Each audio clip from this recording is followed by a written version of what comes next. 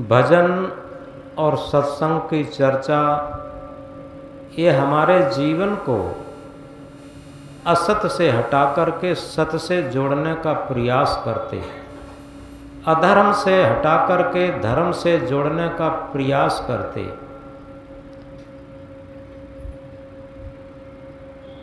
इस बात को गहराई से समझने के लिए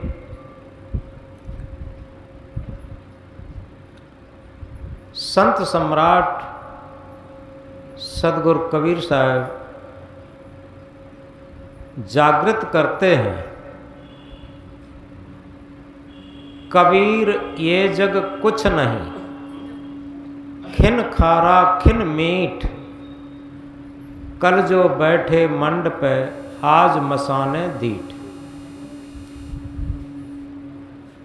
कबीर साहब जागृत करते हुए कहते हैं ये संसार बहुत क्षणिक है, खिन खारा खिन मीठ, क्षण में ये खारा लगता, क्षण में मीठा लगता, क्षण में अनुकूलता रहती, क्षण में प्रतिकूलता रहती। जब तक शरीर में शक्ति रहती, कमाने धमाने लायक रहते, परिवार वाले बड़े प्रेम से देखते। जब शरीर की शक्ति नहीं रहती, कमाने धमाने लायक नहीं रहते, सारा रूप सौंदर्य ढल जाता, खत्म हो जाता, वही शरीर, एक देहाती कहावत में कहा है, वही देह वही देहरिया, वही देह वही देहरिया, वही ससुर को गांव, बहुअर बहुअर कहावती परो डुकरिया नाम। वही शरीर रहता और वही देहरी, वही घर रहता, वही ससुर का गांव रहता, जहां जब बहू आती है बड़ी सजधज के साथ बहू को उतारा जाता। लेकिन बहुअर बहुअर कावती परा डुकरिया नाम, उसी बहू का नाम बाद में जब डुकरिया पड़ जाता, डोकरी पड़ जाता, कोई पास में बैठने नहीं देता, कोई उसकी बात अच्छी नहीं लगती। क्या हुआ आखिर?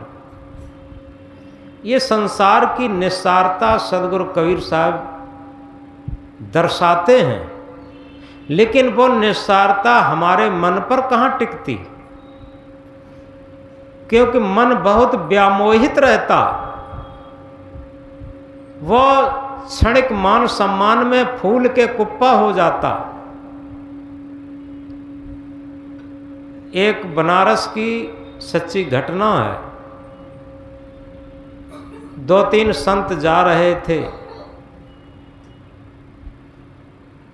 और पुराना ज़माना था जब पीतल के कमंडल चलते थे, तो सबके पास एक एक पीतल का कमंडल था। बनारस में जा रहे थे, एक आदमी आया, बड़े भाव से पैर छुए, हाथ जोड़ के आगे खड़ा हुआ कि महाराज, आज के दिन हम संतों का निमंत्रण करते हैं और हम देख रहे थे आज बहुत टाइम हो गया, कोई संत नहीं मिल रहे थे और बड़ा हमारा सौभाग्य है आप मिल गए, तो चलो हमारे घर पर आज निमंत्रण है विधिवत, और तब तक ऐसा करते हैं बाजार में कुछ नाश्ता पानी कर लो। तो एक हलवाई की दुकान पर जाकर के वहाँ उसने जलेबियाँ तुलवाईं। हलवाई से कहा इन्हें 250 ग्राम जलेबियाँ दे दो। उसने जलेबियाँ तौल दी। वो संत लोग जलेबियाँ लेकर के खाने के लिए बैठे। उस व्यक्ति ने कहा, अरे महाराज ऐसा करो, अपना अपना कमंडल लाओ, अभी हम दूध लेकर के आते हैं, और ऐसे कैसे खाओगे बिना दूध के। वो जो 3-4 महात्मा थे उनके कमंडल ले गया। अब महात्मा जलेबियाँ लिए बैठे दूध के इंतज़ार में, वो अब न तब आया ही नहीं। अब वो महात्मा लोग हलवाई से पूछते हैं कि भैया वो आदमी कमंडल लेकर के गया, दूध लेकर के नहीं आया। तो उसने कहा, हम न उस आदमी को जानते, वो तुम्हारे साथ आया था, और तुम जो 250 ग्राम जलेबी लिए हो उसके पैसे निकालो पहले।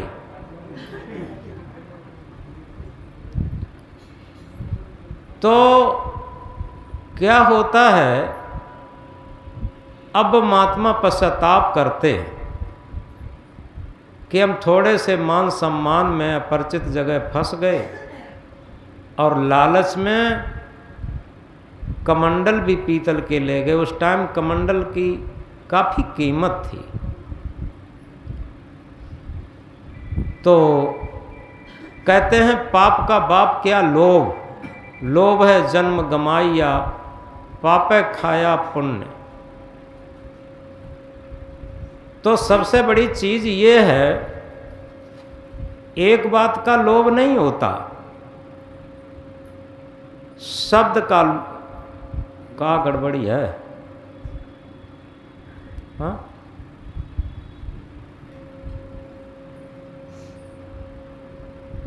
सबसे बड़ी बात यह है कि जिससे हम मोह करते।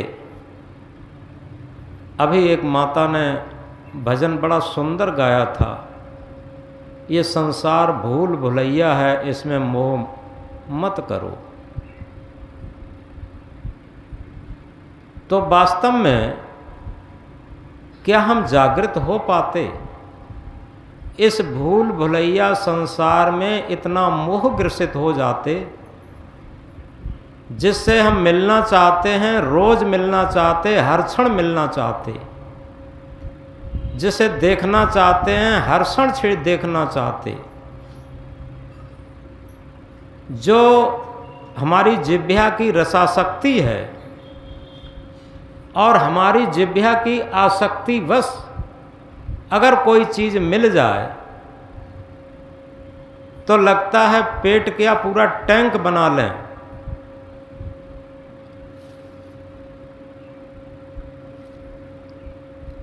सबसे बड़ा बंधन अगर सही पूछा जाए तो शब्द, स्पर्श, रूप, रस, गंध, ये 5 विषय, क्योंकि ये शरीर से संबंधित हैं। बंधन बाहर नहीं होता, बंधन हमारे अंदर होता, और मुक्ति भी अंदर होती। हम समझ नहीं पाते। जितना ही इन 5 विषयों में हम आसक्त हैं, चाहे हम कितनी भी ज्ञान की बातें जानते हों, वो सब व्यर्थ है, 0/0 है। और इनसे जितना ही हम दूरी बना के रह लेते हैं, उतने ही निर्मोहता में रह लेते। हम देखें कि हमारा जीवन कैसा रहा, जो एकांत में बैठ करके अपने जीवन पर दृष्टिपात नहीं करता,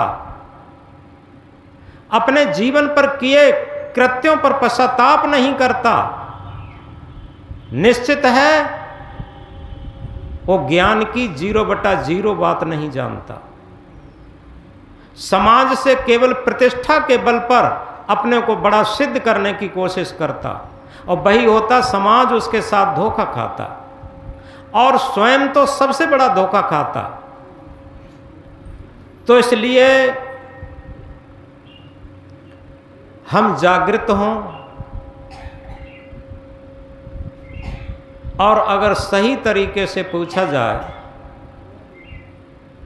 छोटे छोटे बच्चे शहर में तो नहीं, देहात में अब भी मिट्टी में जब पहुंचते हैं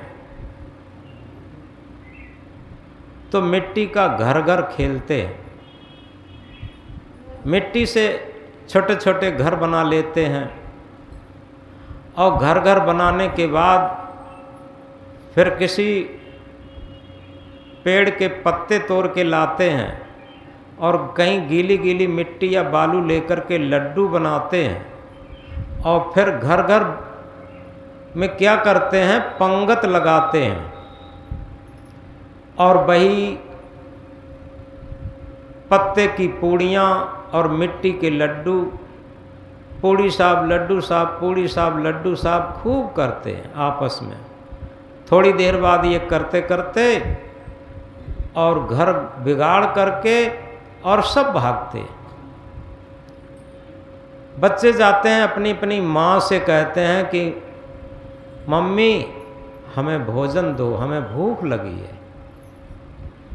मम्मी हंसती है, माँ हंसती है और कहती है कि अभी तुम लोग लड्डू पूड़ी खा रहे थे, पंगत पंगत खेल रहे थे, पंगत पंगत कर रहे थे, क्या लड्डू पूड़ी से तुम्हारी भूख तृप्त नहीं हुई? तो बच्चे को कहते हैं कि मम्मी वो तो सब झूठ माठ था, हमें सच्चे भोजन की ज़रूरत है।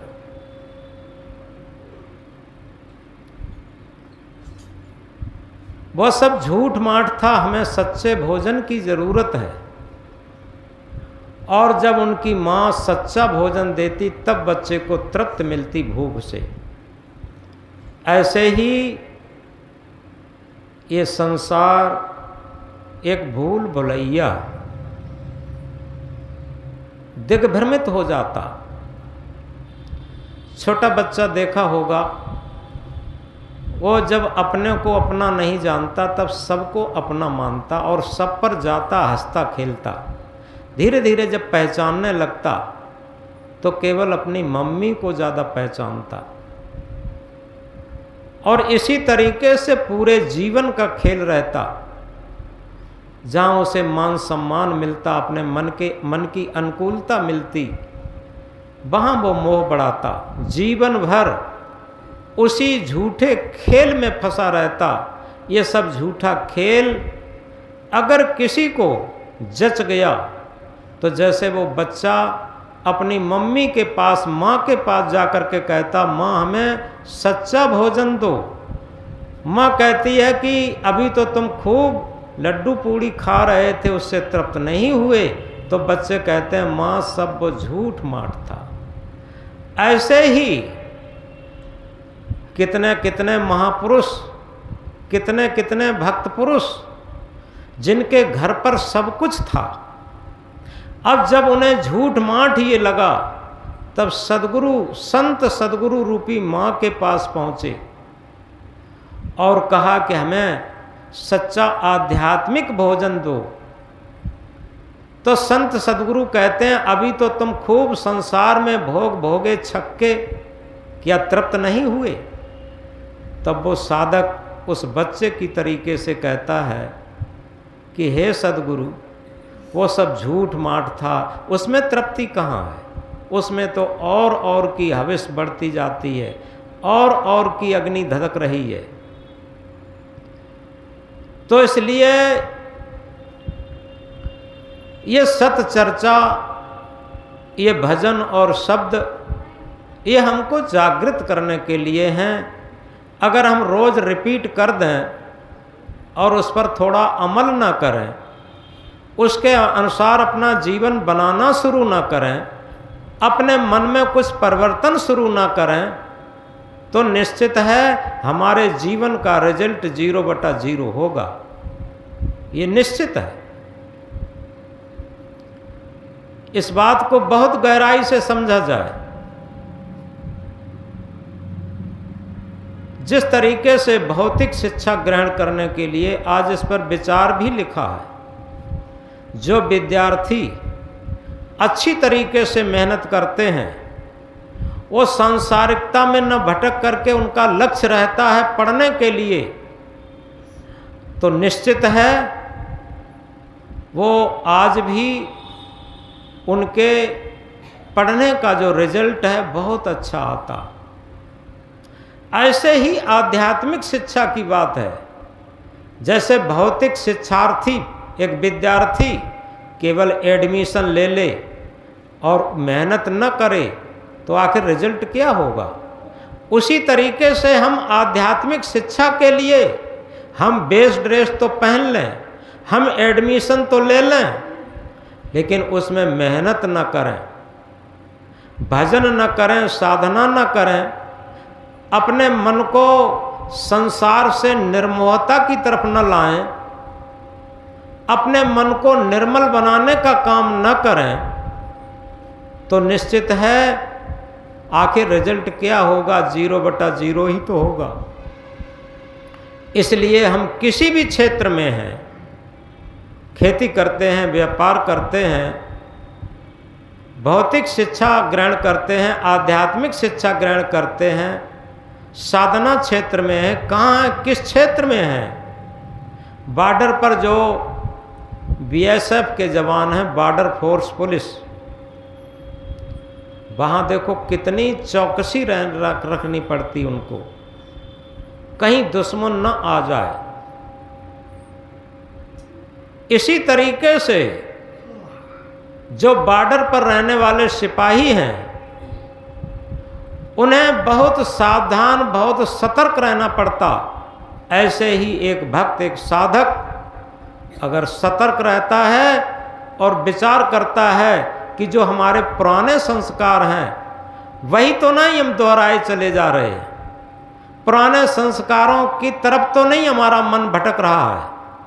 अगर वहीं का वहीं भटक रहा है तो हम मंजिल में कहाँ आगे बढ़े, आध्यात्मिक शिक्षा में कहाँ आगे बढ़े।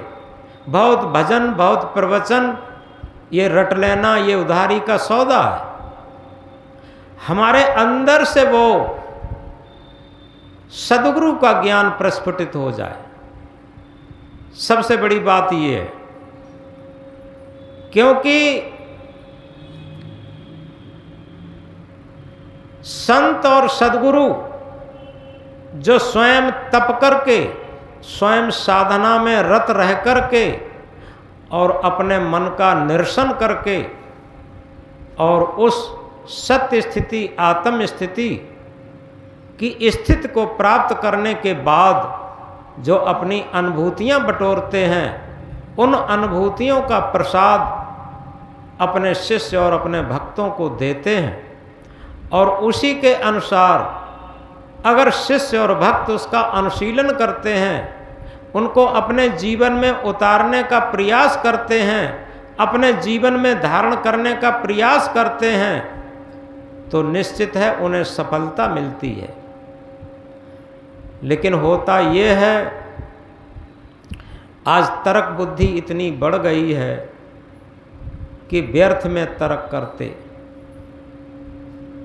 और सच बात ये है, अगर सही पूछा जाए कि जब हम कर्तव्य में कुछ आगे निकल जाएं, साधना में कुछ आगे निकल जाएं, मन की परिपक्वता में जब आगे निकल जाएं, तो हम पीछे के व्यक्ति को कुछ सावधान करने का मुझे अधिकार हो सकता है, कुछ तर्क का अधिकार हो सकता है।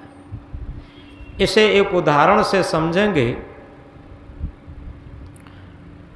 एक दिन अकबर सम्राट ने एक कोयले से एक दीवार पर एक रेखा, एक लकीर खींच दी और ये कहा कि मंत्रियों से कि भाई इस जो लकीर खींची है, इस लकीर को कोई बिना मिटाए छोटी कर दो। अब सारे मंत्री थक गए कि बादशाह का ऐसा प्रश्न बिना मिटाए ये छोटी कैसे हो सकती। बीरबल को बुलाया गया और बीरबल से कहा कि बीरबल एक बात बताओ, जो दीवार पर हमने लकीर खींची है इसे बिना मिटाए छोटी कर सकते। बीरबल ने कहा हाँ हम छोटी कर सकते, कि कर दो। उन्होंने कोयला उठाया, उसी के पास एक बड़ी लकीर खींच दी। अब जब बड़ी लकीर खींच दी और ये कहा कि बताओ अब तुम्हारी लकीर छोटी हुई कि नहीं हुई, उन्होंने कहा हाँ मेरी लकीर छोटी हो गई। ये एक उदाहरण है। इसी तरीके से हम जहाँ भी हैं कर्तव्यनिष्ठ रहें, और अगर हमें बड़ी लकीर खींचनी है तो निश्चित है हमें बहुत अच्छी लगन करनी पड़ेगी। जितनी अच्छी हम अपने क्षेत्र में लगन करते हैं उतनी ही बड़ी लकीर खिंच जाती है। और चाहे काफ़ी शिष्य अपने गुरु से भी आगे निकल गए, लेकिन उन्हें कभी अहंकार नहीं हुआ। इस बात को बहुत गहराई से समझें। और क्योंकि जो शुरुआत में जागृत करता है उसका बहुत बड़ा एहसान होता और बहुत बड़ा उसका योगदान होता है हमारे जीवन को जागृत करने में। अगर हमारा जीवन जागृत हो जाता है तो निश्चित समझो जो काफ़ी धन दौलत से वो उपकार नहीं हो सकता है, वो हमारे मन को बदलने से उपकार हो सकता। हम स्थान बदल देते हैं, कपड़े बदल देते हैं, वेशभूषा बदल देते हैं, लेकिन कभी विचार करके देखें कि क्या हमारा मन भी बदला है? अगर हमारा मन नहीं बदला तो निश्चित समझो बाहर से बदलने से कुछ भी फर्क नहीं पड़ेगा। हमारा मन बदलना चाहिए, और मन ही बंधन और मुक्ति का कारण होता। जिस तरीके से कभी कभी हम बताया करते हैं कि एक ही चाबी से ताला लगता भी है और खुलता भी है। एक तरफ घुमा दो ताला बंद हो जाता, उसकी विपरीत स्थिति में घुमा दो ताला खुल जाता। एक ही चाबी से ताला लगता भी है और खुलता भी है, केवल घुमाने की स्थिति पर निर्भर है। इसी तरीके से हमारी मन रूपी चाबी बंधन भी बनाती है और मुक्ति भी बनाती है, अशांति भी बनाती है और शांति भी बनाती है। क्योंकि असत्य की तरफ घुमा देते हैं, विकारों की तरफ घुमा देते हैं, दुर्व्यसन और दुराचार की तरफ घुमा देते हैं, कुसंस्कारों की तरफ घुमा देते हैं, कुविचारों की तरफ घुमा देते हैं, तो बंधन बनना शुरू हो जाता। और जब हम अपने मन रूपी चाबी को सुविचारों की तरफ, सद्मार्ग की तरफ और सद्धर्म की तरफ घुमा देते हैं तो मुक्ति बनना शुरू हो जाती और शांति बनना शुरू हो जाती। शांति कहीं बाहर से नहीं आती, शांति को थोपा नहीं जा सकता। मुक्ति कहीं बाहर से नहीं आती, कल्याण कहीं बाहर से नहीं आता। ये सब अंदर की चीज है। एकांत में बैठ करके गंभीरता से हम अपने मन के दृष्टा तो बन के देखें। कभी विचार किया एकांत में बैठ करके अपने मन की स्थिति को पढ़ने का सूत्र अपनाया? अगर हम अपने मन को पढ़ना शुरू करें तो जब मन को पढ़ना शुरू करेंगे तो हमारी सारी गलतियां उभर के हमारे सामने उपस्थित होंगी। और जब हमारी ही गलतियां हमारे सामने उपस्थित होंगी तो निश्चित है वो क्षण जागृति का होगा और धीरे धीरे एक स्थिति वो आएगी। आपने इतिहास में पढ़ा होगा, अंगुलीमाल जैसा डाकू, रत्नाकर जैसा हत्यारा जब अपने जीवन के पैठ को बदल करके महर्षि बन सकते, रत्नाकर डाकू महर्षि वाल्मीकि बना जिसने आदि रामायण की रचना की सप्त ऋषियों के सत्संग से, तो बताओ हम आप भी अपने जीवन को, अपने मन को बदलने से, यथार्थ में जागृत होकर के और अपने जीवन को दिव्य और भव्य बना सकते, अशांत से शांति की तरफ स्थानांतरित कर सकते, बंधन से मोक्ष मुक्ति कल्याण की तरफ स्थानांतरित कर सकते। तो इस प्रकार एक बात बहुत समझने की है, हम जीवन में अगर सुख शांति चाहते हैं तो समन्वय करना सीखें। समन्वय किसे कहते हैं? एक ऐतिहासिक घटना है। महाराजा रणजीत सिंह एक बहुत न्यायप्रिय राजा थे और उनकी प्रजा बहुत संतुष्ट थी।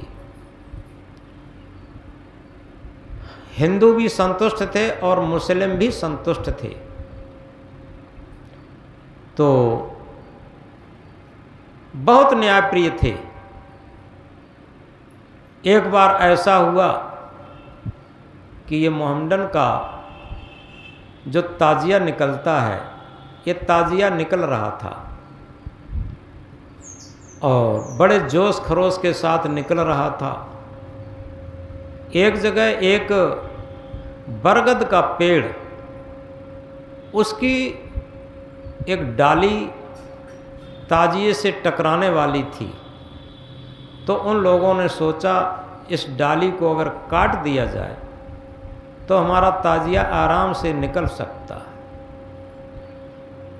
तो मोहम्मडन लोग उस डाली को काटने के लिए तैयार हुए।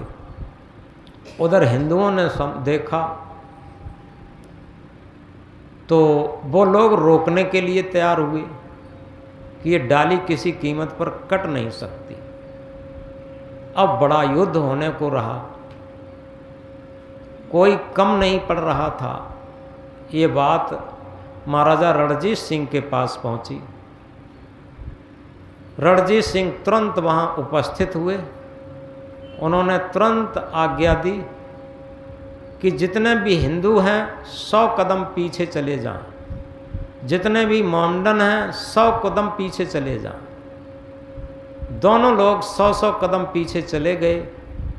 उन्होंने अपनी फौज और नौकरों को आज्ञा दी कि जहाँ पर ये बरगद का वृक्ष है और वहाँ पर रोड है, ये कच्चा रोड है, उस रोड को मिट्टी हटा दी जाए, खाली कर दिया जाए, जिससे कि इनका ताजिया निकल जाए। तो वहाँ रोड की मिट्टी तुरंत हटा दी गई। जब मिट्टी हटा दी गई, अब इससे दोनों पक्ष खुश हो गए।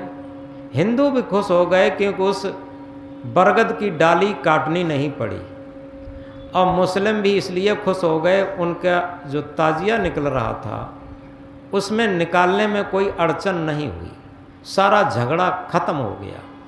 ये क्या है? ये समन्वय है, सामंजस्य है। इसी तरीके से हम अगर अपने जीवन में जिस परिवार में हैं, जहाँ भी हैं, एक समन्वय अगर चाहते हैं तो आत्मा के तल पर हमेशा समन्वय होता है। ये आत्मा के तल पर बात थी। अगर वो ये सोचते हम किसके पक्ष में चले जाएं तो समन्वय नहीं होता। इसी तरीके से क्या होता है, जब बड़े बूढ़े हो जाते हैं घर में, आप देखते हैं तब बड़े बूढ़े की घर में नहीं चलती, और नए लोग अक्सर ताना भी मारने लगते। उस समय भी समन्वय की जरूरत पड़ती। एक छोटी सी बात से समझेंगे। जैसे छोटा पुत्र लड़का था और पिता के साथ हमेशा भोजन करता था, और जब पिताजी भोजन करते थे वो जरूर भोजन करता था, लेकिन धीरे धीरे बढ़ते बढ़ते वो बड़ा हो गया, पढ़ने भी जाने लगा, और पढ़ने के बाद कुछ पढ़ लिख करके और बड़ा हो गया। अब कहने का मतलब शादी लायक हो गया, उसके अंदर जवानी आ गई।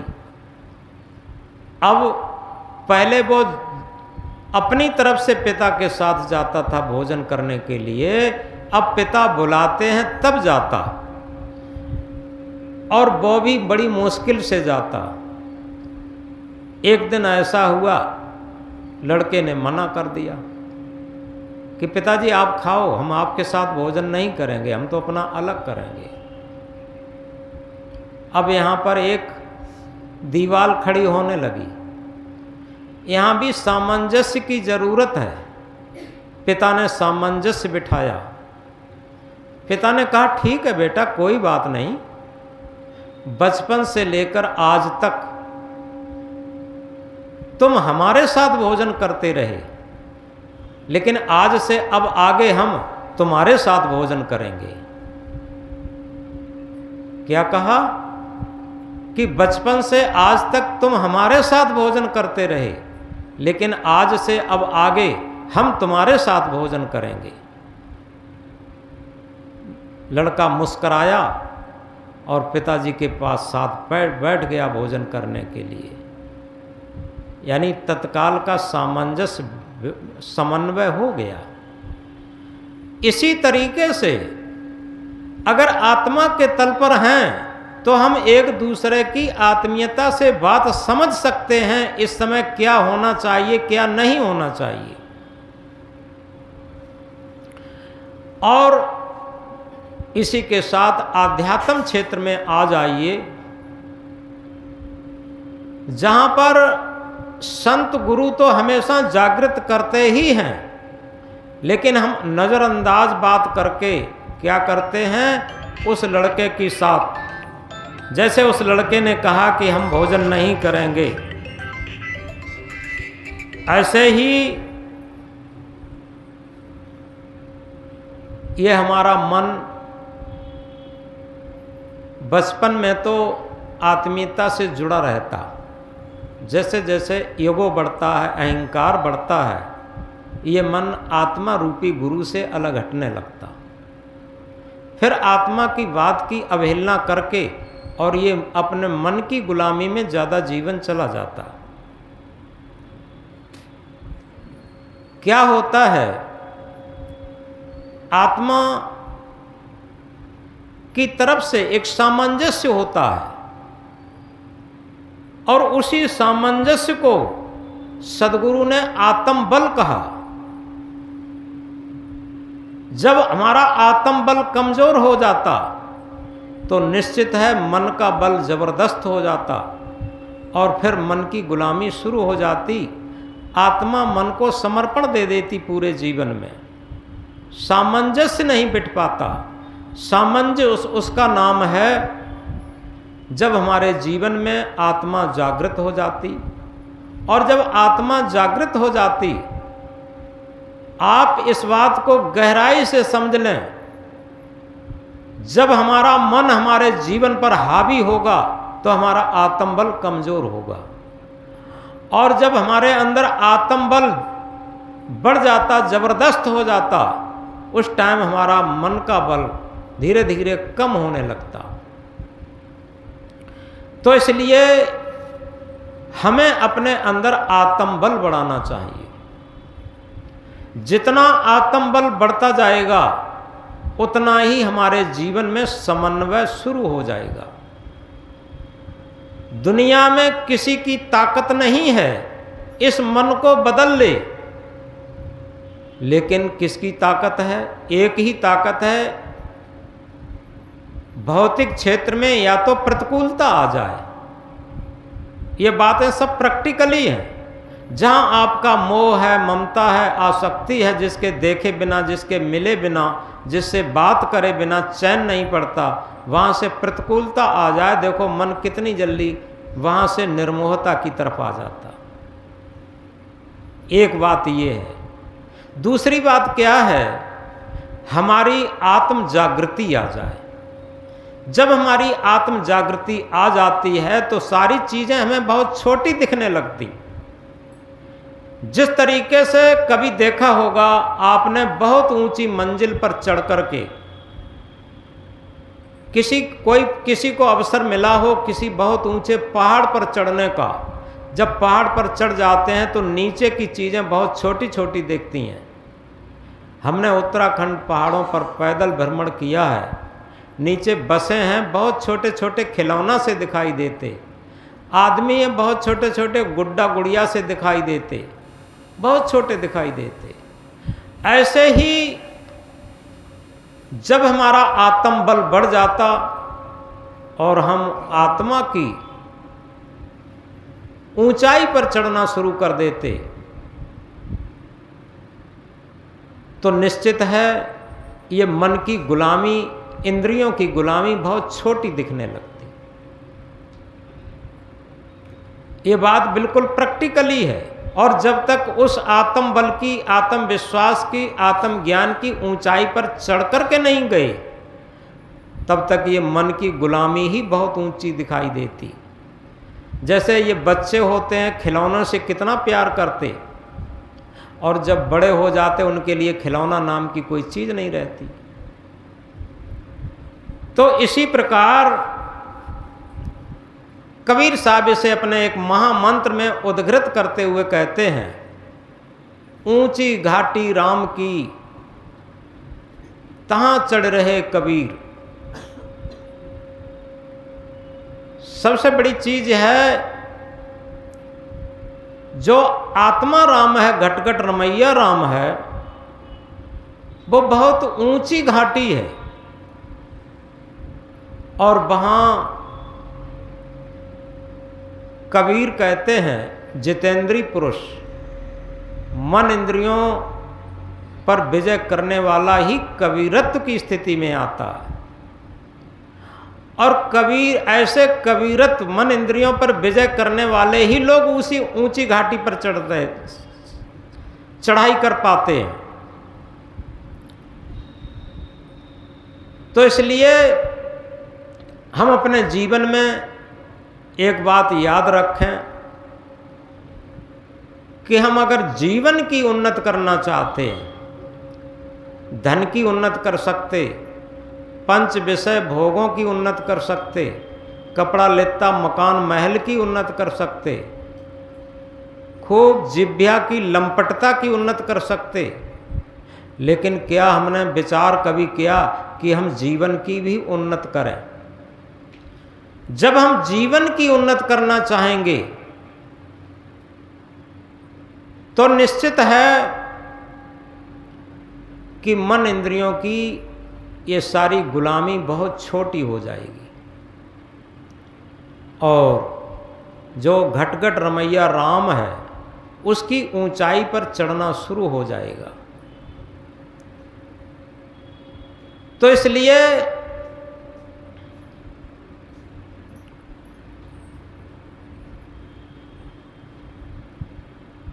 संत सदगुरु जगाने का काम करते हैं। अभी कुछ दिन में गुरु पूर्णिमा आएगी, बड़ी भारी धूमधाम से गुरुओं की पूजा होगी और ये पर्व बहुत भारी तरीके से मनाया जाएगा। लेकिन यथार्थ में संत गुरु के चरण तो हम छूते हैं लेकिन आचरण नहीं छूते। अगर हम आचरण छूना सीखें, भले ही हम चरण न छुएं,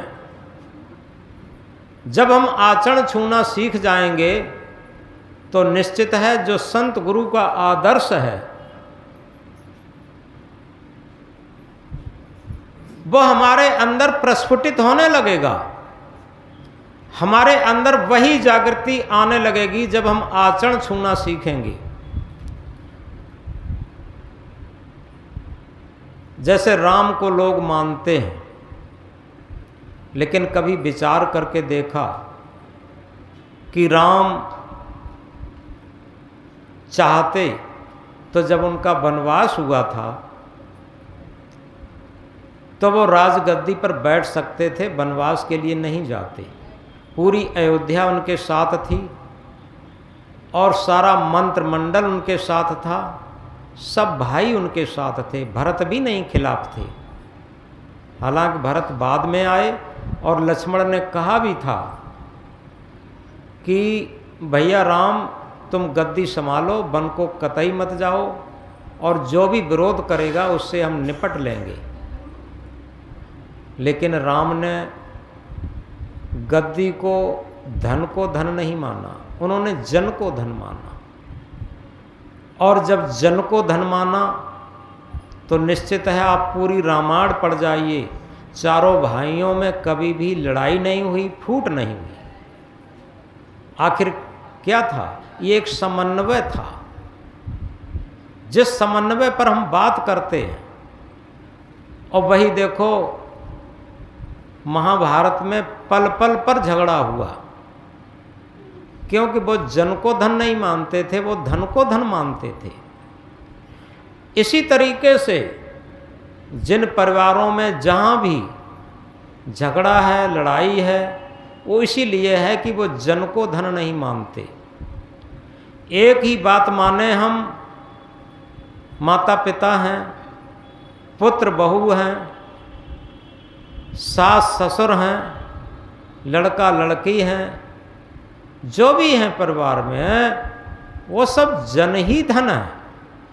और जब जन को धन मान लेते हैं तो सारी चीज़ें छोटी हो जाती। इसलिए ये संतों और सद्गुणों की बहुत बड़ी जागृति है कि हमें बहुत संदेश देते, बहुत सूत्र देते, जिससे हमारा जीवन जागृति होकर के इस मायावी पदार्थों से, इस धन दौलत से, इस सांसारिक प्राणी पदार्थों से हट कर के और आत्मा के तल पर आ जाए। याद रखें, कबीर साहब पग पग पर जगाते हैं। क्या कहते हैं? संग चले सोई धन है प्यारे, छूट जाए सोई माया। कर ले कमाई ऐसी जो साथ जा सके। कितनी अच्छी व्याख्या, शायद दुनिया में इससे बड़ी व्याख्या हो ही नहीं सकती। संग चले सोई धन है प्यारे, छूट जाए सोई माया। हमारे साथ जाने वाला सच्चा धन है। वो क्या है? हमारे अच्छे संस्कार। पवित्र मन के पवित्र संस्कार ही सबसे सच्चा धन है। और ये धन ऐसा है, मरने के बाद भी साथ जाएगा। और यहाँ छूट जाने वाली सारी चीज माया के अंतर्गत आती। हम सुबह को जब बिस्तर से उठें तो एक बात मृत्यु को जरूर याद करें। लोग इससे घबराते, लेकिन सच बात यह है, चारपाई पर से जब जमीन पर पैर लगाएं, इससे पहले हम मृत्यु को अगर याद कर लें, दो चीजें याद करने लायक हैं। अपना इष्ट आत्मदेव संत सदगुरु और मौत। जो मौत को याद कर लेता, निश्चित है उसका अहंकार चूर चूर हो जाता। दुनिया में हमारे अहंकार को खत्म करने के लिए मृत्यु से ज्यादा कोई बढ़िया अचूक दवा नहीं बनी। जब मुझे मौत की याद आए तो निश्चित है अहंकार सब खत्म हो जाए। इसीलिए सदगुरु श्री अभिलाष साहब ने कहा है, मौत प्यारी मौत मेरे सामने आया करे। बड़े मस्ती में मेरे सामने मौत नाचती रहे, मौत मुझे दिखाती रहे, तो हमें क्यों अहंकार होगा? क्यों हम मन इंद्रियों की गुलामी में पड़ेंगे? एक जगह एक यंग ब्लड जवान साधु बैठे हुए थे बाग में। तो एक सज्जन गए, उन्होंने जवान साधु देख करके अपने मन में डाउट पैदा किया। सोचा ये साधु हरामी है और काम धंधे की वजह से, डर की वजह से ये साधु हो गया है। उन्होंने डायरेक्ट प्रश्न किया कि महाराज एक बात बताओ, तुम इस भरी जवानी में साधु हो गए, क्या तुम्हें सांसारिक वासनाएं नहीं याद आती? साधु बुद्धिमान थे, माइंडेड थे। उन्होंने एकदम विचार किया। उन्होंने कहा देखो, इस प्रश्न का तो उत्तर हम बाद में देंगे, पहले एक बात बताएं, तुम्हारे चेहरे के जो मस्तिष्क पर लकीरें हैं उनके लक्षण से हमें सिद्ध हुआ है कि 24 घंटे में तुम्हारी मौत हो जाएगी। ये कहा, तुम जो खाना चाहो खा लो, जिससे मिलना चाहो मिल लो, तुम्हारी निश्चित है 24 घंटे में मौत हो जाएगी। और वो व्यक्ति उसका एकदम मन बदल गया और वो तुरंत उदास होकर के घर लौट गया। घर गया, उसके पत्नी ने पानी आनी दिया, थोड़ा बहुत पानी तो पी लिया। इसके बाद क्या बनाएं भोजन में? उसने कहा कुछ नहीं, आज मुझे भूख नहीं लगी। उसने भोजन भी नहीं किया, भोजन भी नहीं किया। पत्नी हर तरीके से बात करती रही, लेकिन हर बात पर नज़रअंदाज करता रहा और धीरे धीरे करके बीच बीच में थोड़ा बहुत पानी तो लेता रहा और उसने कोई भोजन भी नहीं किया। दुनिया की सारी बात ख़त्म, केवल मौत को ही देखता रहा कि अब मौत आई, अब मौत आई, अब मौत आई।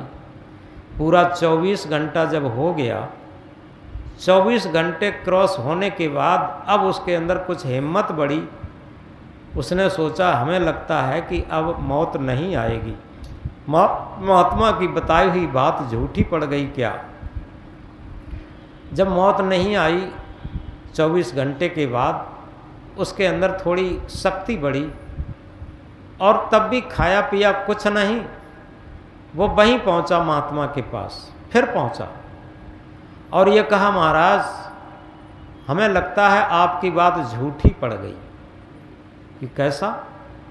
कि आपने कहा था कि जो खाना चाहो खा लो, जिससे मिलना चाहो मिल लो और तुम्हारी 24 घंटे में मौत हो जाएगी। तो हमारी 24 घंटे में मौत तो नहीं हुई, आपकी बात झूठी पड़ गई। उन्होंने कहा अच्छा ये बात छोड़ो, पहले ये बात बताओ 24 घंटे में तुम्हारे मन में वासनाएं कितनी आई, कितनी वासनाएं सांसारिकता ने तुम्हें सताया?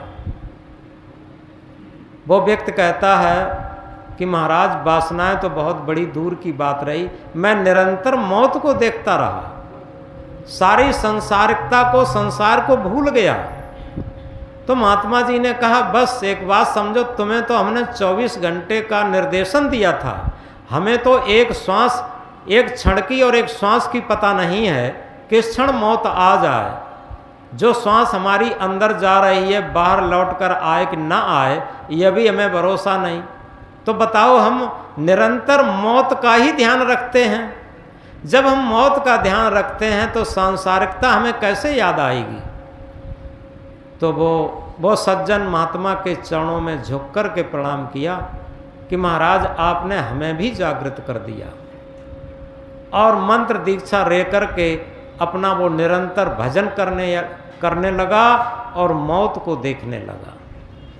तो यथार्थ में जब हम सुबह को बिस्तर से उठें तो एक बार मौत को जरूर याद रखें। लेकिन होता यह है कि एक शुतुरमुर्ग पक्षी होता है रेगिस्तान में, वो उसकी ऊंट जैसी लंबी गर्दन होती है, वो थोड़ा उड़ भी लेता है, बहुत कम उड़ पाता, भारी पक्षी होता और केवल रेगिस्तान में होता। जब पीछे से कोई हमलावर जानवर हमला करता है तो वो क्या करता है, भाग के जाता तेज और रेत के बालू के टीले में अपनी चोंच छिपा देता अंदर, और वो सोचता है कि अब हम किसी को नहीं देख रहे, लिहाजा हमें भी कोई नहीं देखता होगा। लेकिन क्या होता, वो किसी को नहीं देख रहा, पीछे से हमलावर जानवर जाता है, उसे नोच कर खाने लगता। ऐसे ही क्या होता, हमारे रिश्तेदार, हमारे परिवार के लोग, हमारे मित्र, हमारे सगे संबंधी हमारे आंखों के सामने रोज खत्म हो रहे, और उसी शुतुरमुर्ग पक्षी की तरीके से हम नज़रअंदाज कर रहे कि वो खत्म हो गए, हम थोड़ी हो जाएंगे। और यही बात यक्ष ने युधिष्ठिर से पूछी थी, महाभारत में बात आती है। यक्ष ने जब प्रश्न किया था कि दुनिया में सबसे बड़ा ताज्जुब क्या है, तब युधिष्ठिर ने यही कहा था कि दुनिया में सबसे बड़ा ताज्जुब है कि हम रोज़ मरते हुए लोगों को देख रहे हैं, रोज़ हमारी आंखों के सामने हजारों लोग मर रहे हैं, फिर भी हम सोचते हैं वो मर गए, हम नहीं मरेंगे। ये दुनिया में सबसे बड़ा ताज्जुब है। अगर इसी को पलट करके हम अपने ऊपर देखने लगें और नित्य मौत को याद करने लगें तो समझो हर झंझट से झंझट मिट सकती है। क्योंकि हमारा जीवन अनिश्चित है और मौत निश्चित है। एक छोटी सी बात याद आती है इसी बीच। एक गुरु शिष्य थे तो गुरुजी हमेशा शिष्य को जागृत करते रहते थे और उसकी मन की चंचलता पर कहते रहते थे। लेकिन शिष्य क्या कहता था, अरे गुरुजी ये तो सब छोटी मोटी बातें चलती हैं। उनकी बात की अवहेलना कर देता था। तो गुरुजी शांत रह जाते थे। एक दिन क्या होता है, वो शिष्य जा रहा था, अचानक उसे पीछे से लगा कि किसी ने हमारे कंधे को छुआ। पीछे मुड़ के देखा, कोई नहीं। फिर वो चलने लगा। फिर उसे ऐसा ही महसूस हुआ और जब ऐसा ही कंधे पर छूने की आवाज़ जैसी महसूस हुई तो उसने कहा कि भाई कौन है, पता नहीं चलता। तब उसे एक अदृश्य आवाज़ सुनाई दी कि मैं मौत हूँ और तुम्हारी मौत आ गई है, लेकिन तुम इतने बड़े गुरु के शिष्य हो, आज तक पहले से मैंने किसी को बताया नहीं है, तुम्हें बता दिया। तुम्हारा केवल 12 घंटे शेष रहे और 12 घंटे में जिससे मिलना चाहो मिल लो, जो खाना चाहो खा लो, और मौत आ गई तुम समझ लो। अब वो शिष्य घबराया और घबरा करके गुरुजी के पास पहुंचा। आज अहंकार बिल्कुल ख़त्म है उसका। गुरुजी के चरणों में मस्तक टेक दिया। अभी तक तो दुआ सलाम करता था, बड़ी दूर से कर लेता था। मस्तक टेक दिया था। गुरुजी ने सोचा आज तो ऐसे बड़ी श्रद्धा आ गई। तो गुरुजी ने पूछा, कहो बेटा क्या बात है। गुरुजी बचाओ, गुरुजी बचाओ। क्या हुआ? कि मौत आ गई और मौत ने यह कहा है कि तुम अच्छे गुरु के शिष्य हो, इसलिए तुम्हें बताते हैं केवल 12 घंटे शेष रहे, बताओ। अब बाद में जो गुरुजी की बात उसने नहीं मानी थी, गुरुजी उसे डांटते रहते थे, फटकारते रहते थे, जगाते रहते थे, लेकिन अवहेलना कर देता था। गुरुजी तो रोज़ ऐसी कहते ही रहते हैं। आज गुरुजी ने शिष्य पर व्यंग कसा। उसने कहा, अरे मौत आ गई तो क्यों घबराते, यह हमारा घोड़ा बंधा है, इसे ले जाओ और यहीं तो आ गई, बहुत दूरी पर निकल जाओ। 12 घंटे तो बहुत होते हैं, क्या मौत तुम्हें पकड़ लेगी? अब उसने वही किया। गुरुजी का घोड़ा खोला और कसा, उसे कोड़ा लिया और फटाफट बैठ गया और दिन भर चला। चलते चलते कहीं न खुद पानी पिया न घोड़े को पिलाया।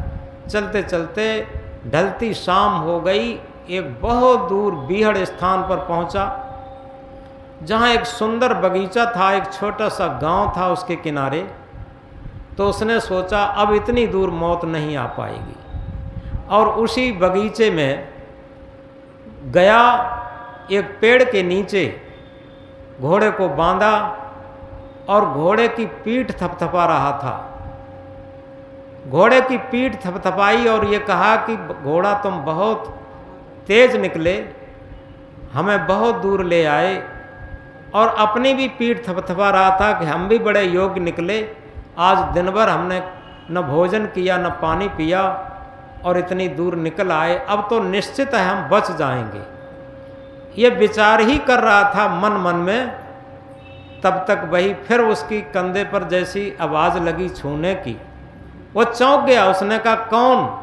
आवाज़ आई कि हम मौत हैं और हम आ गए, और तुम्हें इसी जगह तुम्हारी मौत होनी थी। हम सोच रहे थे तुम बड़े वीर पुरुष निकले, हम सोच रहे थे इतनी दूर पर तुम हो, यहाँ तक तुम कैसे आ पाओगे, लेकिन तुम यहाँ तक 12 घंटे में आ गए। इसी बाग में और इसी पेड़ के नीचे तुम्हारी मौत होनी थी और तुम आ गए। और बस हुआ वही कि वहीं पर वो ख़त्म हो गया। तो इसलिए उसका सारा अहंकार धरा का धरा रह गया। और इसी तरीके से ये एक उदाहरण है समझने के लिए। वही नहीं, हम सबका अहंकार ऐसा ही होता। हमें लगता है कि वो ख़त्म हो गए, हम नहीं ख़त्म होंगे, लेकिन ऐसा नहीं। मौत हमारे साथ चल रही है। हर श्वास हमारी मौत की तरफ जा रही है। हमारा जीवन मौत की तरफ चल रहा है। इस बात को बहुत गहराई से समझें। और जो इस तरीके से नित्य मौत को देखता है, उसका मन बहुत संतुलित रहता, बहुत समन्वित रहता और आत्मा या संत गुरु के कहे में चलता, अन्यथा तो वो मन की गुलामी अहंकार में करता। तो इसलिए इन बातों को इसलिए कह रहे कि अब आगे गुरु पूर्णिमा का पर्व है। यथार्थ में गुरु पूर्णिमा पूरे देश में मनाई जाएगी, विदेश में भी मनाई जाएगी और ये महान पर्व है। इस पर्व को हम अगर सही तरीके से जागृत होकर के मनाते हैं तो हमारे जीवन में जागृति आ सकती, हमारे जीवन में अहंकार खत्म हो सकता। जिस तरीके से हमारा ये धन मकान महल सब छूट जाता, ऐसे ही हमारी मन की ऐंठ छूट जाती, अहंकार छूट जाता।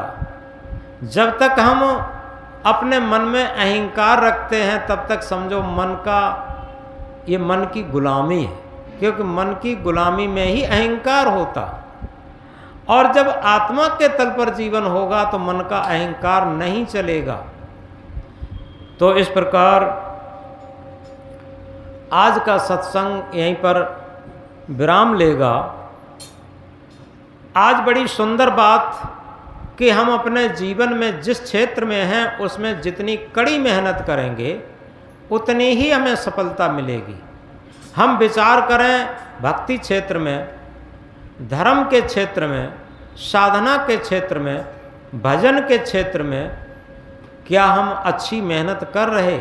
यदि नहीं कर रहे तो समझो कि हमारा जीवन तो धोखे में है ही, और व्यर्थ में हम अपने में ऐंठ दिखा रहे कि हम साधु हैं, हम महंत हैं, हम गुरु हैं, हम भक्त हैं, ये हैं वो हैं। कुछ नहीं, हम मन के भक्त हैं,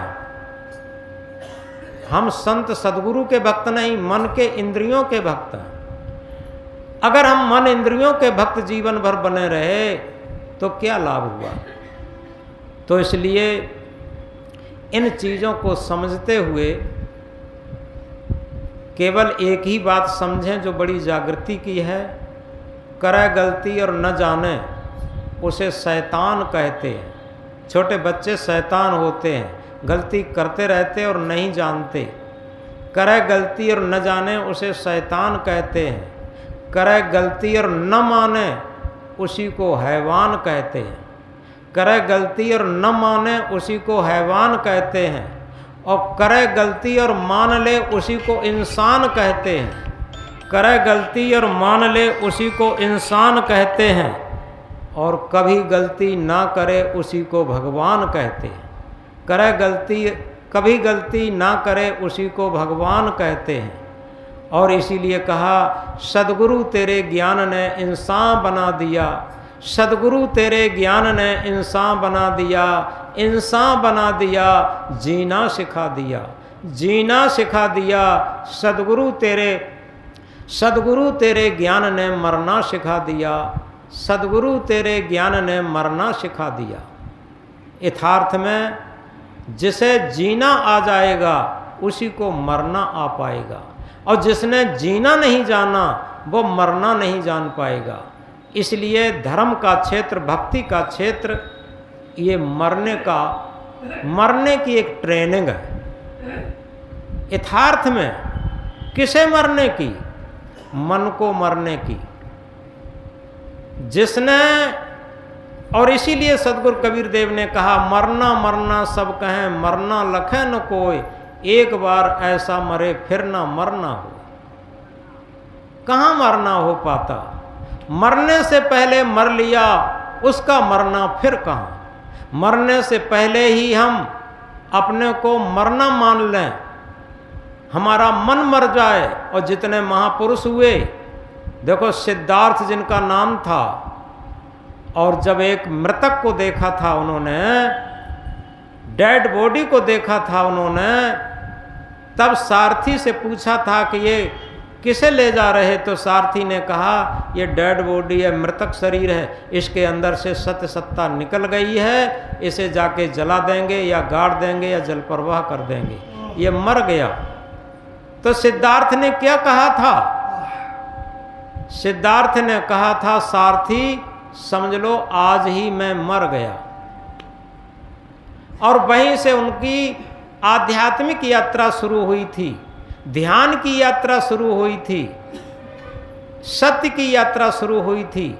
जब उन्हें लगा कि आज से मैं मर गया, शरीर से नहीं मरे थे, शरीर से तो वो यंग ब्लड थे, जवान थे, 27 वर्ष की भरी अवस्था थी, लेकिन वो मन से उसी क्षण मर गए थे। और इसी तरीके से हमारा मन जिस क्षण मर जाए और उसी क्षण हम आध्यात्म क्षेत्र में जागृत हो जाएं। अगर हमारा मन जीवन भर नहीं मरा, क्योंकि मन मरे न माया मरी, मर मर जात शरीर, आशा तृष्णा ना मरी, यों कह गए साहेब कबीर। यानी न मन मरता है न माया मरती, ये कुछ नहीं मरता, शरीर ही मर रहा है बेगवा। और एक बार अगर मन मर जाए तो निश्चित है हमारी जो शांति की यात्रा है, कल्याण की यात्रा है, मुक्ति मोक्ष की यात्रा है, ये यात्रा हमारी सफल हो जाए। तो इन चीज़ों को याद रखें। सदगुरु तेरे ज्ञान ने इंसान बना दिया, इंसान बना दिया, जीना सिखा दिया, जीना सिखा दिया, मरना सिखा दिया। सदगुरु तेरे ज्ञान ने इंसान बना दिया। बोलो सदगुरु कबीर साहब की।